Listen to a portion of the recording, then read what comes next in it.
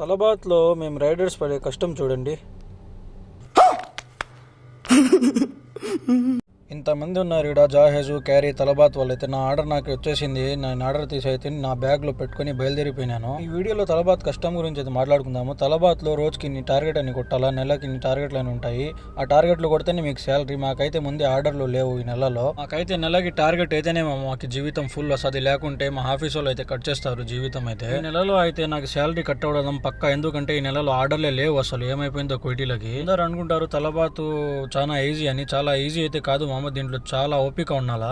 12 గంటలు డ్యూటీ అని పిలుస్తారు. ఇక్కడికి వచ్చినాక 14 గంటలు 15 గంటలు చేయాలా టార్గెట్ అవ్వకపోతే.